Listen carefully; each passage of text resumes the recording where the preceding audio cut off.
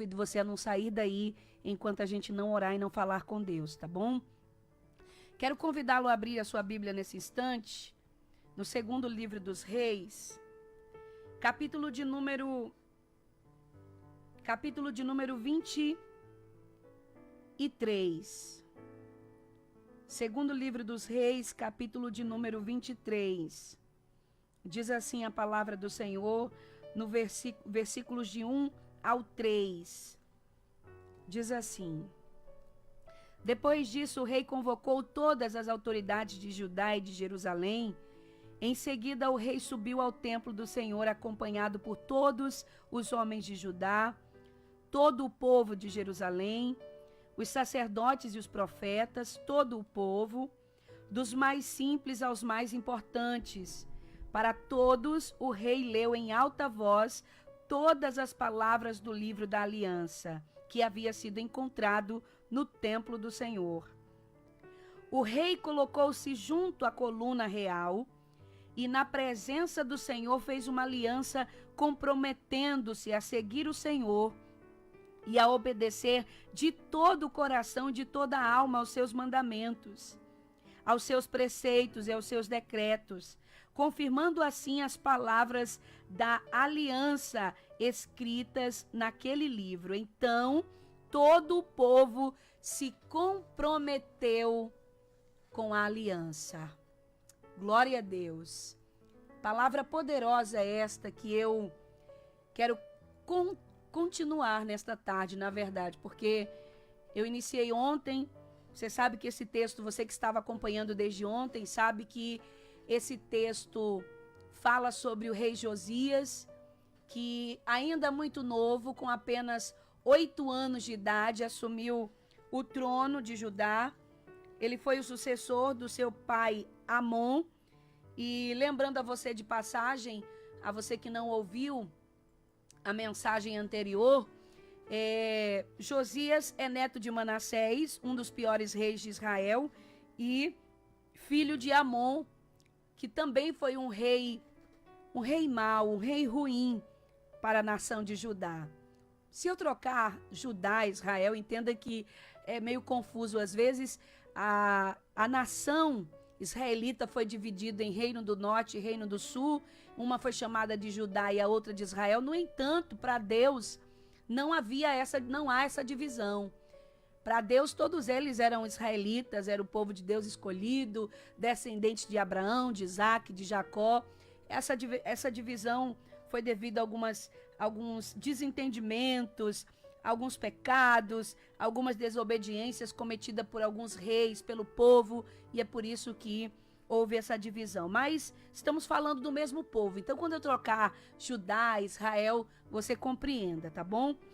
Observe que, como eu falei ontem, Manassés foi um rei ruim, Aminon foi um rei ruim, conduziram o povo ao pecado, à idolatria, mas Josias decidiu fazer diferente do seu avô, decidiu fazer diferente do seu pai, decidiu ser um rei bom, um rei temente a Deus, um rei obediente, alguém que procura servir ao Senhor de todo o coração. E quando ele tinha apenas 16 anos, é o que vai registrar o segundo livro das Crônicas, capítulo de número 34, vai dizer que muito jovem Josias se pôs a buscar ao Senhor de todo o seu coração. Ainda muito jovem, Josias se pôs a saber qual era a vontade de Deus para a sua vida. Então, quando Josias completou 26 anos de idade, ele decidiu fazer a primeira reforma no templo de Jerusalém, que há muito tempo não vinha sendo feita. Por quê? Como os reis anteriores apenas conduziam o povo para a idolatria, apenas conduziam o povo para distante da vontade de Deus, então ninguém estava preocupado se uma porta estava caindo, se a pintura estava feia, descascada, se as janelas estavam deterioradas, se o piso estava estragado. E diz a história que, pelo menos por intervalo de mais ou menos 40 anos, o povo não queria nem saber do templo, da adoração, das coisas do Senhor. Foi então que Josias decidiu fazer uma reforma no templo. E como nós aprendemos ontem, 2 pontos ficam aqui destacados. O primeiro, eu não sou obrigada a seguir os exemplos negativos de outras pessoas. Eu não sou obrigada a seguir os exemplos pecaminosos, errados de ninguém. Quer sejam da minha família, quer seja da minha vizinhança, colegas de trabalho, de faculdade, amigos. Ninguém. Eu posso decidir ser como Josias e fazer a diferença no meio de uma geração tão perversa. Outro ponto que ficou claro para nós ontem é que Josias não chama o povo para fazer um mutirão para reformar o templo do Senhor, não. Ele dá a cada um conforme a sua especialidade. E é por isso que ele chama os seus oficiais e diz, olha, chama o pedreiro, chama o marceneiro, chama o carpinteiro e vai distribuindo para cada um a sua tarefa e coloque o dinheiro na mão deles para eles comprarem o que for necessário. Nós aprendemos com isso que na vida e especialmente na obra do Senhor, todo mundo tem o seu lugar. Ninguém precisa atropelar o lugar de ninguém, ninguém precisa querer passar ninguém para trás, ninguém precisa puxar o tapete. E também observamos que tem pessoas que se afligem, por quê? Porque vivem querendo fazer algo ou resolver coisas que não são de sua competência. Às vezes, o patrão, ao invés de ser patrão, ele quer fazer o que é para o funcionário fazer. Às vezes, o funcionário, ao invés de ser funcionário, ele quer fazer o que é de competência do patrão. Às vezes, o pastor quer fazer o que é para a ovelha fazer, a ovelha quer fazer o que é para o pastor fazer, o liderado quer fazer o que o líder faz, o líder quer fazer o que o liderado faz. E é por isso que nós encontramos tantos conflitos, tantas angústias. Porque se nós entendêssemos na sociedade, na vida, na obra do Senhor, qual é o nosso lugar, nós nos pouparíamos de muitos problemas.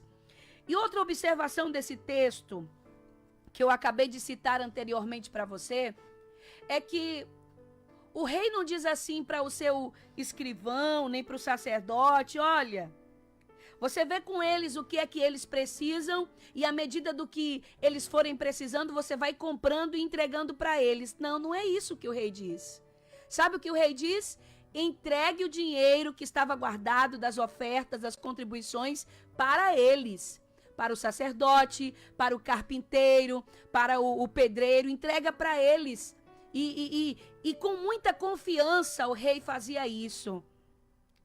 Aí eu te pergunto, qual é o patrão que hoje pode pegar todo o dinheiro que tem e colocar na mão do pedreiro, do carpinteiro, do marceneiro, do eletricista, do mecânico e dizer assim, olha, toma aí uma quantia, usa o que for necessário, o que não for você me devolve porque eu confio em você. Qual é o pastor que pode fazer isso hoje com uma ovelha? Qual é a ovelha que hoje pode fazer isso com alguns líderes que se dizem líderes religiosos? Nós estamos vivendo tempos difíceis, em que não se pode confiar no ser humano, principalmente no quesito dinheiro. E é por isso que muitas vezes existem o que alguns chamam de desconfiança, né? Ah, mas esse pastor é muito desconfiado, essa irmã é muito desconfiada, ah, esse patrão é muito desconfiado, esse funcionário é muito desconfiado, ou na família mesmo. Por quê? Porque as pessoas hoje, elas não estão preocupadas em ganhar a confiança. A Bíblia diz que não é o dinheiro, mas o amor ao dinheiro é o princípio de todos os males. E eu pergunto para você diante dessa palavra, eu não vou perguntar nem de patrão, nem de pastor, nem de familiar. Eu quero perguntar para você, será que Deus pode confiar em você em relação a alguns valores ou alguma confiança que possa ser colocada na sua mão? Porque às vezes se perde a oportunidade de ser promovido, de ser abençoado, de ser consagrado, porque não se pode ter confiança. Essa palavra confiança hoje é algo que está muito escasso. Está muito escasso. E eu deixo essa palavra para você pensar, porque eu não tenho tempo para entrar muito a fundo nela.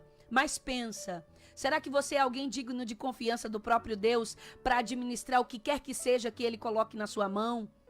Será que você é alguém de confiança do seu marido, da sua esposa, dos seus filhos, dos seus pais, do seu pastor, da sua ovelha, do seu funcionário, do seu patrão. Pensa nisso.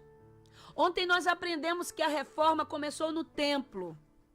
E que também a reforma, e eu falo de reforma espiritual, de conserto, de mudança. E quando eu falo isso, eu estou dizendo que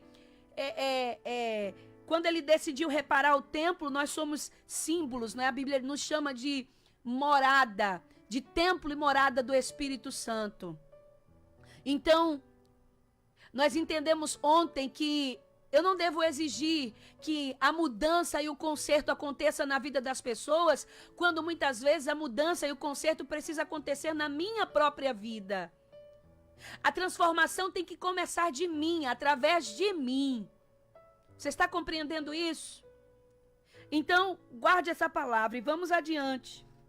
E o texto vai dizer que no meio dessas reformas, enquanto trabalhava o pedreiro, o marceneiro, o carpinteiro, enquanto eles vão trabalhando, de repente, eles encontram no templo, escondido entre os escombros, o livro da lei, ou seja, a Bíblia Sagrada, a Bíblia deles naquela época. E eu te falo, meu Deus, o livro da lei perdido no templo, a Bíblia Sagrada perdida dentro de um templo. E eu pergunto para você, você acha que isso é algo normal? Às vezes, irmãos, estamos tão distantes de Deus, estamos tão preocupados com a nossa própria vida, estamos tão atentos com as coisas desse mundo, com a mídia, com a rede social, estamos preocupados com a moda, estamos preocupados com tantas coisas, com a nossa própria vida, com a nossa família, com o nosso bem-estar, que nós perdemos valores primordiais, que nós perdemos princípios essenciais. E por que não falar no sentido literal da palavra que está escrita aqui? Muitos perderam a Bíblia Sagrada. Mas não perderam de fato, não que você não saiba onde está a sua Bíblia. Mas muitos hoje usam isso aqui como um amuleto da fé. Só abre quando está precisando de um versículo, aí fecha o olho e abre e diz, deixa eu ver onde vai cair, quero saber o que Deus quer falar comigo. Quantos que hoje deixam a sua Bíblia empoeirá-la na estante, no guarda-roupa, onde quer que seja. Não tem o cuidado de abrir, de examinar as Escrituras. Está como o povo de Judá no tempo de Josias. Há muito tempo o livro estava perdido. Só que, diga-se de passagem, o rei nasceu numa época que o livro já estava perdido há muito tempo. Aí quando acharam, ficaram com medo e foram falar com o rei, o escrivão e o sacerdote. Olha, rei, nós encontramos o livro da lei. A Bíblia vai dizer que quando Josias descobre, lê o que estava escrito, dizem os historiadores, tudo indica que o texto que ele lê é Deuteronômio 28, que fala sobre as bênçãos, sobre aqueles que obedecessem, e a maldição sobre aqueles que desobedecessem o que estava escrito. O rei, quando lê isso, ele fica horrorizado, ele rasga suas vestes e manda com muita pressa que 3 dos seus servos vão até a profetisa que morava na cidade próxima. Era a profetisa Hulda. E procuram saber dela o que Deus queria falar a esse respeito. E quando chega até a profetisa, Deus usa ela e diz o seguinte, olha, como o rei achou o livro e se preocupou com o que estava escrito e procurou saber qual era a vontade de Deus, diga a ele que haverá para ele livramento. Em todos os dias do seu reinado haverá paz. Porém, para essa geração que já sabia que o livro existia, haverá cobrança. Mas enquanto você for rei, enquanto você tiver vida, haverá paz. Oh, meu irmão, deixa eu liberar essa palavra de Deus para você. Você que tem sido zeloso com a palavra do Senhor. Você que olha para um lado e para o outro, vê uma geração perversa, uma geração contaminada. Muitas vezes até muitos que se dizem cristãos, mas estão apenas com o título de evangélicos, de religiosos. Mas há muito tempo já não dão valor ao que diz as Escrituras. Muito tempo já não observam o que diz a palavra de Deus. E você fica pensando, meu Deus, Eu pareço um ET no meio dessas pessoas. Quando se fala do céu, quando se fala de pecado, quando se fala de santidade no meio dessa geração, parece que a gente é alguém de outro mundo. Mas eu quero falar para você que continue com esse zelo. Continue sendo alguém que não se dobra. Continue sendo alguém que se esforça para cumprir essa palavra, mesmo que pareça estranho para as pessoas. Mesmo que no meio da sua família alguém diga assim, só quer ser mais santo do que todo mundo, só quer ser melhor do que todo mundo. Mesmo que aonde você trabalhe você seja perseguido pelo evangelho, por causa do evangelho. Mesmo que na sua vizinhança você é visto com maus olhos por causa do seu zelo extremo pela palavra de Deus. Mas eu quero lhe dizer, continue sendo zeloso, continue sendo dedicado, continue observando a palavra de Deus, porque para quem se preocupa em saber o que Deus quer para a sua vida, para quem guarda essa palavra no coração e procura praticar, eu vou dizer para você o que a profetisa disse para Josias: enquanto você tiver vida, haverá livramento, haverá paz, haverá proteção de Deus. Aleluia! Oh, aleluia! Aleluia! E tem mais. Enquanto Josias estava vivo, não veio o juízo de Deus sobre os seus familiares. Isso é incrível, não é?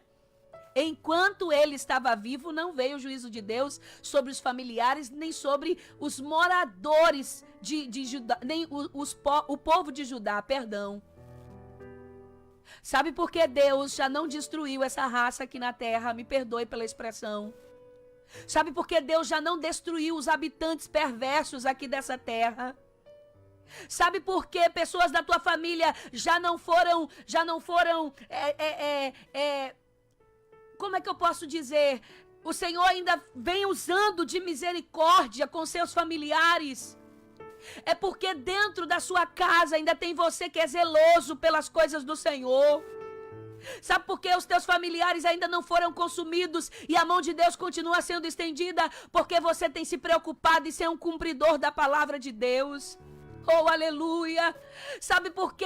Lá na sua empresa, essa empresa não fechou as portas, mesmo não dando crédito à palavra de Deus, porque tem você lá que é sal, tem você lá que é luz, tem você lá que teme a Deus, e é por isso que essa empresa tem sido abençoada. Oh, glória! Sabe por que no seu bairro, na sua vizinhança, coisas maiores, mais severas, não acontecem? É porque tem você lá, que está falando do amor de Deus, que está temendo ao Senhor, que está buscando a sua palavra, que está sendo zeloso. Continue com o seu zelo. Uma certa vez Abraão, falando sobre Ló, que o Senhor queria destruir Sodoma e Gomorra, Abraão vai orar e vai interceder para que Deus tenha misericórdia de Ló, o seu sobrinho e da sua família.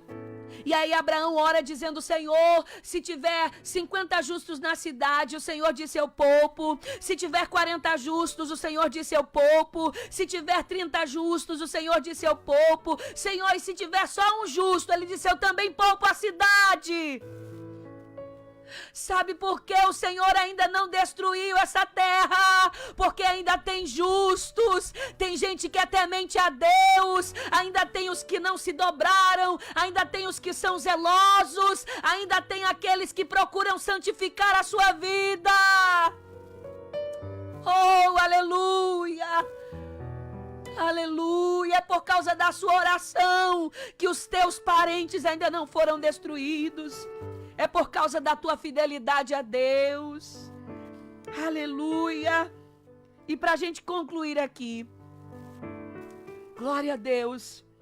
O texto vai dizer que Josias começa a fazer a reforma na cidade depois do templo. Começa a derrubar os altares, começa a derrubar os postes ídolos que haviam sido erguidos para adoração a deuses estranhos. Ele começa saindo pelas cidades e destruindo tudo que não agradava a Deus. Escute isso. Além de ser fiel a Deus, você precisa ter coragem de remover do seu meio o que não agrada a Deus.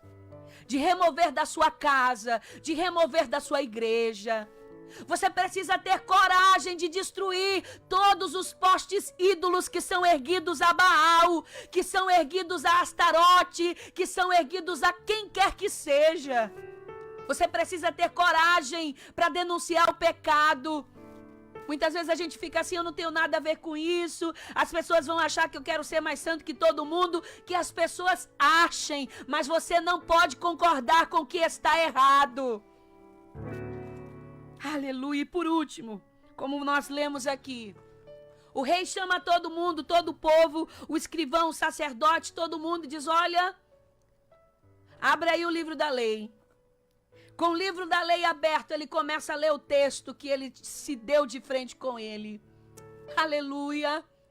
E começa a dizer o seguinte, olha, eu quero que vocês aqui diante do Senhor estabeleçam um concerto de que vocês vão se comprometer a ser fiel e serem cumpridores dessa palavra. O rei chama o povo para o concerto.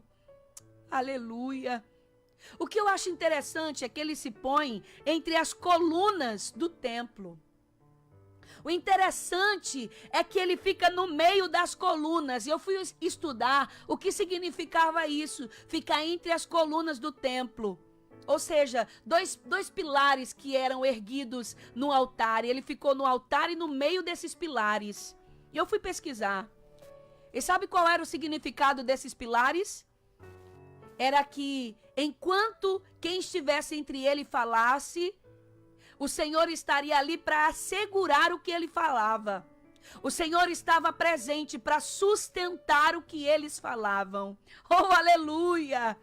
E logo Deus falou ao meu coração. Aleluia! Tem coisas que você não consegue mudar porque já aconselhou, porque já falou, porque já orou. Mas deixa eu te falar algo. Usa a palavra de Deus. Para de usar a sua sabedoria, para de usar a sua linguística, para de usar a sua boa oratória. Quando você quiser aconselhar alguém, quando você quiser denunciar algo que está em pecado, que está errado, não vá com as suas próprias palavras, mas use a palavra de Deus. Ela é espada cortante de 2 gumes, que vai até a divisão da alma do espírito, juntas medulas, e produz o efeito para o qual ela está sendo enviada. Use a palavra de Deus. Aos seus filhos, quando aconselhar, usa a palavra de Deus. Ao seu marido, à sua esposa, usa a palavra de Deus. Para os seus familiares, usa a palavra de Deus. Até na sua empresa, use a palavra de Deus para mostrar o que é certo. Lá na sua igreja, quando quiser corrigir, usa a palavra de Deus, que ela é poderosa. E enquanto você fizer uso da palavra, Deus vai sustentar o que você está dizendo. Quando você quiser falar de você mesmo, não. Mas quando você usar a palavra, Deus vai assegurar o que você está dizendo. Guarde essa palavra em nome de Jesus. Guarde essa palavra, estabeleça um concerto com o Senhor e comece observando o que a palavra do Senhor diz.